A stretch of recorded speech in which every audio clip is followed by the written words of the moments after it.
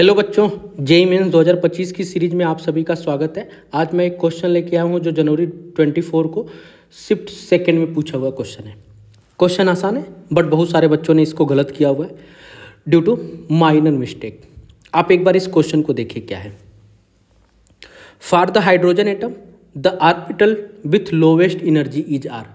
पूछ रहा है कि इसमें दिए गए ऑर्बिटल में से किसके हाइड्रोजन की किसके लोवेस्ट एनर्जी होगी। तो आपको मैं बताऊं तो बहुत सारे बच्चों ने क्या किया, इसका n+l रूल लगा दिया है। क्या किया हुआ है? n+l रूल लगा दिया है। अब जैसे हमें 4s की बात करना है तो 4s के लिए क्या किया गया है, 4 + l की वैल्यू 0 होती है तो इसका वैल्यू 0 आ गया। इसी तरह से 3px की बात कर रहा है तो n की वैल्यू 3 हो गई, p की वैल्यू 1 हो गई, इसकी भी वैल्यू 4 हो गई। 3dx² y² की बात कर रहे हैं तो n की वैल्यू 3, d के लिए l की वैल्यू 2, 5 आ गया। इसी तरह से 3dz² तो 3 हो गया और n की वैल्यू 3, l की वैल्यू 2, 5 आ गया। उसी तरह से 4z की बात कर रहे हैं तो 4pz तो n की वैल्यू क्या हो गई 4 और pz के लिए 1 की वैल्यू आ गई तो 5। तो लोवेस्ट एनर्जी क्या देख रहे हैं, ये है। इन दोनों में n+l की वैल्यू अगर इक्वल हो जाती है तो किसको देखते हैं, n की वैल्यू को देखते हैं। n की वैल्यू ज़्यादा तो एनर्जी ज़्यादा, तो बहुत सारे बच्चों ने 3px दिया है और ओनली बी आंसर कर रहे हैं। लेकिन बेटा ये जो फार्मूला लगता है ये वाला लगता है मल्टी इलेक्ट्रॉन सिस्टम के लिए। किसके लिए? मल्टी इलेक्ट्रॉन सिस्टम के लिए।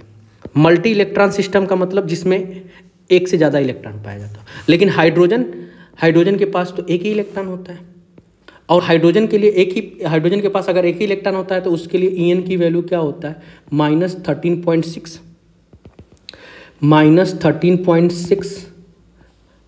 z² इलेक्ट्रॉन वोल्ट ये होता है। अब अगर आप ध्यान से देखो तो En की जो वैल्यू हो जाएगी वो डायरेक्टली प्रोपोर्शनल हो जाती है n² के, मतलब n के बोल सकते हो डायरेक्टली प्रोपोर्शनल है। En की वैल्यू डायरेक्टली प्रोपोर्शनल है किसके, n के। क्यों?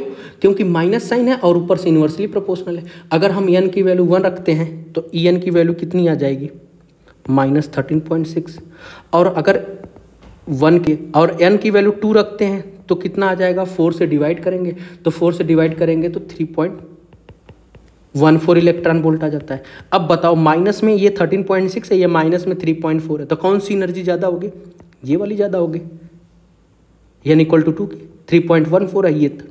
तो ये माइनस में ज़्यादा है, ये प्लस में माइनस में कम है, तो माइनस में कम वाली वैल्यू ज़्यादा बड़ी हो जाती है। तो इसलिए क्या बोल सकता हूँ कि n की वैल्यू बढ़ रही है तो एनर्जी क्या हो रही है, बढ़ रही है। इसलिए हाइड्रोजन या हाइड्रोजन लाइक स्पीसीज जैसे लिथियम +2 हो गया, ठीक है, हीलियम +1 हो गया, इन सब के लिए आप क्या करोगे,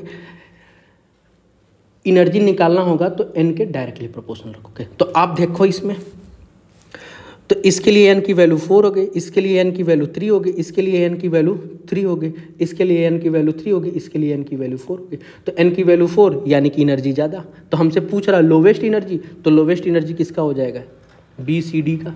तो B के लिए n की वैल्यू 3, C के लिए n की वैल्यू 3, D के लिए n की वैल्यू 3, यानी कि करेक्ट आंसर क्या हो जाएगा, BCD ओनली, जिसके लिए हाइड्रोजन एटम का लोवेस्ट एनर्जी होगा। तो होप सो आपको ये क्वेश्चन समझ में आया होगा और बच्चों ने कहाँ गलती किया कर रहे हैं वो भी उनको समझ में आया होगा।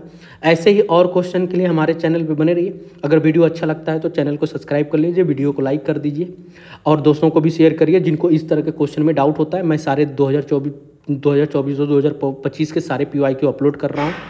Thank you.